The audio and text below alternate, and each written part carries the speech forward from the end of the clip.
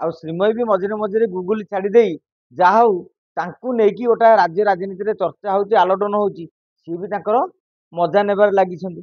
ତେଣୁ ଆଜି ଗୋଟିଏ କଥା ଧୃତରାଷ୍ଟ୍ର କହୁ କହୁ ଆପଣ ଦେଖେ 2-4 ଦିନ ପରେ ଆଉ ଗୋଟିଏ ଛାଡ଼ିଲେ, ଆପଣ ଦେଖେ 2-3 ଦିନ ପରେ ସେ ଆଉ ଗୋଟିଏ ମଧ୍ୟ ମେସେଜ କରିବେ, କାରଣ ସିଏ ଚାହୁଁଛନ୍ତି ବର୍ତ୍ତମାନ ଶ୍ରୀମୟୀ ଯେ ମୁଁ ଚର୍ଚ୍ଚାରେ ରହିଲେ ହୁଏତ ମତେ ବିଜେପି କା କଂଗ୍ରେସରୁ ଡକରା ଆସିବ। ଦେଖନ୍ତୁ 24ରୁ ଏକରକମ ଭାବେ ବିଜୁ ଜନତା ଦଳରୁ ଶ୍ରୀମୟୀ ମିଶ୍ର ଆଉଟ୍ ହେଇଯାଇଛନ୍ତି। ନା ଦଳ ତାଙ୍କୁ ସ୍ପଷ୍ଟ ଭାବରେ କହୁଛି ତୁମେ ଆମର ଜଣେ ଆଉ ସମ୍ପତ୍ତି ହେଇକି ଅଛ, ନା ଶ୍ରୀମୟୀ ଅନୁଭବ କରୁଛନ୍ତି ଯେ ଦଳ ତାଙ୍କର ଗୁରୁତ୍ୱ ଅନୁଭବ କରୁଛି। ତେଣୁ ଶ୍ରୀମୟୀ ମିଶ୍ର ଜାଣି ଦେଇ ସାରିଛନ୍ତି ଯେ ଦଳରେ ମୋର ଆଉ କିଛି ଅସ୍ତିତ୍ୱ ନାହିଁ, ନହେଲେ ସିଏ ତ ମହିଳା ସହାନୀତିରେ ହେଇପାର ତାଙ୍କର ଯୋଗ୍ୟତା ରହିଥିଲା। ତେଣୁ ଦଳ ତାଙ୍କୁ ବାରମ୍ବାର କୋଣଠେସା କରିବା ପରେ ନିଜକୁ ମାନେ ସ୍ଥିତିର ଜାହିର କରିବା ପାଇଁ ଶ୍ରୀମୟୀ ମିଶ୍ର ଏବେ ସୋସିଆଲ ମିଡିଆର ସାହାରା ନେଇଛନ୍ତି।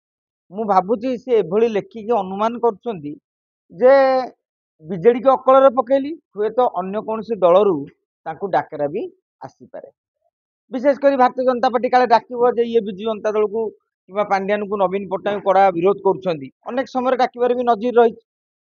କିନ୍ତୁ ମୁଁ ଭାବୁଛି ଶ୍ରୀମୟୀ ମିଶ୍ରଙ୍କୁ ବିଜେପି ପକ୍ଷରୁ କି କଂଗ୍ରେସ ପକ୍ଷରୁ କୌଣସି ଡାକରା ଆସୁନାହିଁ। ତେଣୁ ଧୀରେ ଧୀରେ ଯୋଉ ଅସନ୍ତୋଷ ତାଙ୍କ ମନରେ ବଢି ବଢି ଚାଲିଛି, ସେଟା କେତେବେଳେ ଧୃତରାଷ୍ଟ୍ର କଥା କହୁଛନ୍ତି, କେବେ ଭଣ୍ଡ ସନ୍ନ୍ୟାସୀ କଥା କହୁଛନ୍ତି, କିନ୍ତୁ ନା ନେବାରେ ଯାକେ ସାହସ କରିପାରୁନାହାନ୍ତି।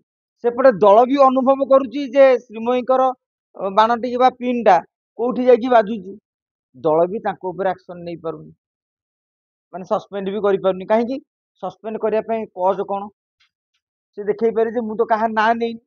କିନ୍ତୁ ଶ୍ରୀମୟୀ ମିଶ୍ରଙ୍କ କଥାକୁ ନେଇକି ଯୋଉ ନକାରାତ୍ମକ ଚର୍ଚ୍ଚା ଦଳକୁ ନେଇକି ହଉଛି, ସେ ନେଇକି ସରକାର ବି ଏ ଯୋଉ ବିଜୁ ଜନତା ଦଳ ଆକ୍ସନ ନେବା ଦରକାର। କାହିଁକି ନା ଆଜି ଶ୍ରୀମୟୀ କହିଲେ, କାଲି ଆଉ 2 ଜଣ ବୁଲେଇ ପକେଇ କହିବେ, କାଲି ଆଉ 3 ଜଣ ବୁଲେଇ ପକେଇ କହିବେ।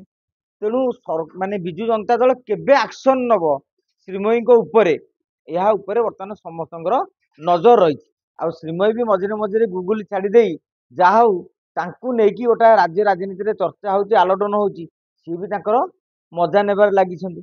ତେଣୁ ଆଜି ଗୋଟିଏ କଥା ଧୃତରାଷ୍ଟ୍ର କହୁ କହୁ ଆପଣ ଦେଖେ 2-4 ଦିନ ପରେ ଆଉ ଗୋଟିଏ ଛାଡ଼ିଲେ, ଆପଣ ଦେଖେ 2-3 ଦିନ ପରେ ସେ ଆଉ ଗୋଟିଏ ମଧ୍ୟ ମେସେଜ କରିବେ, କାରଣ ସିଏ ଚାହୁଁଛନ୍ତି ବର୍ତ୍ତମାନ ଶ୍ରୀମୟୀ ଯେ ମୁଁ ଚର୍ଚ୍ଚାରେ ରହିଲେ ହୁଏତ ମତେ ବିଜେପି କା କଂଗ୍ରେସରୁ ଡକରା ଆସିବ।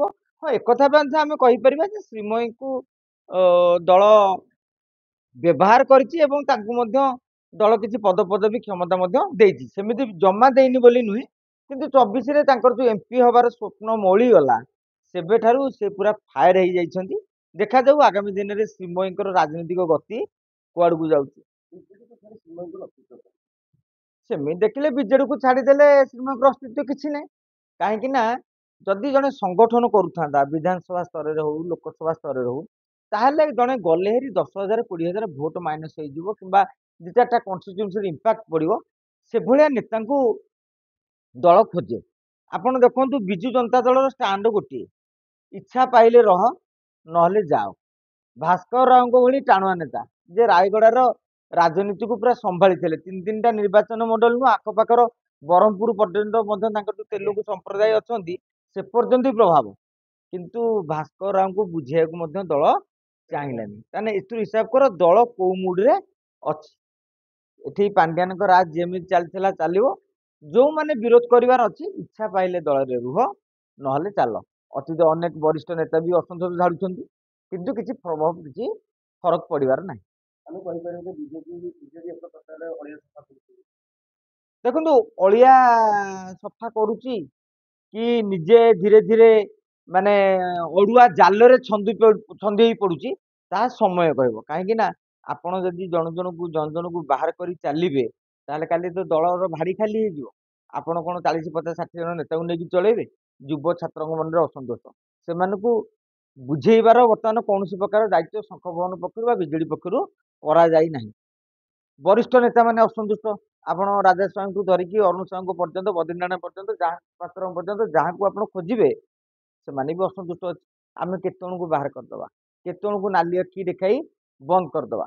ଯୋଉ ଦିନ ସେ ଦେଖିବେ ଯେ ଦଳରେ ଆଉ ନାଲି ଆଖି ବରଦାସ୍ତ କରିବୁନି ସ୍ୱାଭିମାନ ଦୃଷ୍ଟିରୁ, ନହେଲେ ଦେଖିବେ ଯେ ଦଳରେ ଆଉ ଆମ ସଂଗଠନ ଆମର, ଆମେ ଯଦି ବିଜେପି କା କଂଗ୍ରେସକୁ ଯାଇକି ସଂଗଠନ କରିପାରିବୁ, ସେଦିନ ମଧ୍ୟ ସେ ଦଳ ଉପରେ ବିଷୋଦଗୋଳ କରିବେ। କିଛି ଅସମ୍ଭବ କଥା ନୁହେଁ ଏଇଟା।